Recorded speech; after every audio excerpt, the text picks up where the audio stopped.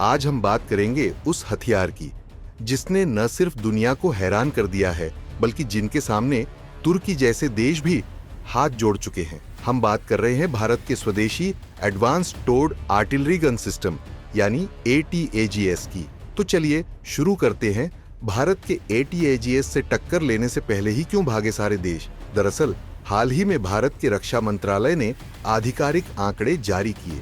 भारत ने वित्तीय वर्ष 2023 से 24 में 23,622 करोड़ रुपए के हथियारों का निर्यात किया है। यह भारत के इतिहास का अब तक का सबसे बड़ा रक्षा निर्यात है। लेकिन असली चौंकाने वाली बात ये रही कि इस निर्यात का सबसे बड़ा हिस्सा प्राइवेट कंपनियों ने किया है। 15,233 करोड़ रुपए का निर्यात प्राइवेट सेक्टर ने किया, जबकि सरकारी कंपनियों का योगदान रहा 8,389 करोड़ रुपए। इससे साफ हो गया कि प्राइवेट सेक्टर की इंडियन डिफेंस कंपनियां अब वैश्विक हथियार बाजार में न सिर्फ मौजूद हैं, बल्कि प्रतिस्पर्धा को पछाड़ने लगी है। अब बात भारत के स्टार परफॉर्मर ATAGS की, तो ATAGS एक 155 मिलीमीटर द्वारा 52 कैलिबर की स्वदेशी तोप है, जिसे DRDO ने भारत फोर्स और टाटा एडवांस सिस्टम्स के साथ मिलकर विकसित किया है। यह तोप लंबी दूरी तक सटीक और ताकतवर फायरिंग करने में सक्षम है। ATAGS की कुछ विशेषताएं वो जान लेते हैं। दरअसल इसकी 48 किलोमीटर तक मार क्षमता, ऑटोमेटिक गोला बारूद loading, in house power pack और न्यूनतम मेंटेनेंस और हाई मोबिलिटी सिस्टम से लैस है। ये वही तोप है जिसकी टेस्टिंग भारत की कारगिल जैसी ऊंचाइयों पर भी सफल रही है। यानी भारत का ATAGS किसी भी मौसम, किसी भी जमीन और किसी भी दुश्मन के लिए चुनौती है। Centre for European policy studies की रिपोर्ट के अनुसार ATAGS और पिनाका जैसे भारतीय हथियारों ने यूरोपीय देशों का ध्यान आकर्षित किया है। रिपोर्ट कहती है कि भारत के ग्राउंड आर्टिलरी हथियारों में इतना दम है कि उनसे टक्कर लेना लागत और परफॉर्मेंस दोनों के लिहाज से मुश्किल है। अब यूरोपियन देश अमेरिका और रूस जैसे पारंपरिक हथियार निर्माताओं के बजाय भारत की ओर रुख करने पर विचार कर रहे हैं। अब सबसे बड़ा सवाल कि भारत के ATAGS से तुर्की जैसे देश क्यों डर गए?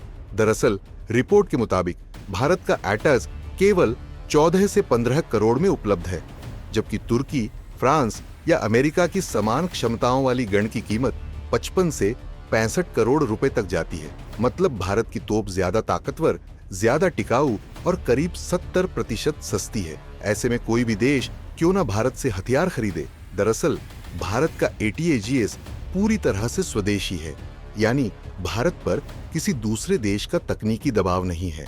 नाटो देशों ने ट्रंप प्रशासन के वक्त से अपने रक्षा बजट को बढ़ाना शुरू किया है। अब अधिकतर यूरोपीय देश अपनी GDP का कम से कम 2% रक्षा क्षेत्र में खर्च करने जा रहे हैं। इससे हथियारों की भारी मांग पैदा हुई है, खासकर जमीनी हथियारों की, जैसे कि टैंक, तोप, MLRS सिस्टम्स आदि। यही वजह है कि भारत के पिनाका और ATAGS को लेकर जबरदस्त उत्सुकता है। ATAGS की सफलता कोई अचानक नहीं है। ये भारत की make in India, defence indigenisation और स्ट्रेटेजिक एक्सपोर्ट विजन का परिणाम है। भारत ने पिछले कुछ वर्षों में 400 से ज्यादा डिफेंस आइटम्स को इंपोर्ट बैन लिस्ट में डाला। कई हथियारों को प्राइवेट सेक्टर में बनाने की मंजूरी दी, निर्यात की प्रक्रिया को आसान और पारदर्शी बनाया। इससे भारत ने दुनिया को दिखा दिया कि वह सिर्फ हथियार खरीदने वाला नहीं, अब हथियार बनाने और बेचने वाला राष्ट्र बन चुका है। सवाल ये है कि तुर्की का उदाहरण क्यों अहम है? दरअसल तुर्की, जो खुद रक्षा निर्माण में आत्मनिर्भर बनने का दावा करता है, यूरोप को आर्टिलरी सिस्टम्स देने का इच्छुक था। लेकिन जब यूरोपीय देशों ने भारत के ATAGS को देखा तो तुर्की का ऑफर पीछे चला गया, क्योंकि भारत का ATAGS परफॉर्मेंस में बेहतर है, कीमत में बहुत सस्ता है और पहले से युद्ध प्रमाणित है। विश्लेषकों का मानना है कि आने वाले 4 से 5 वर्षों में ATAGS यूरोपीय देशों की जमीन पर डिप्लॉय होगा।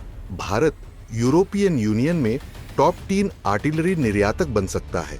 प्राइवेट इंडियन कंपनियां भारत फौज, टाटा डिफेंस आदि यूरोप में यूनिट्स खोल सकती हैं। खैर, ATAGS भारत की रक्षा सफलता की कहानी नहीं, बल्कि वैश्विक सत्ता समीकरण में बदलाव का संकेत है। एक ऐसा संकेत कि भारत अब विश्व का हथियार बाजार बदल सकता है अपनी शर्तों पर।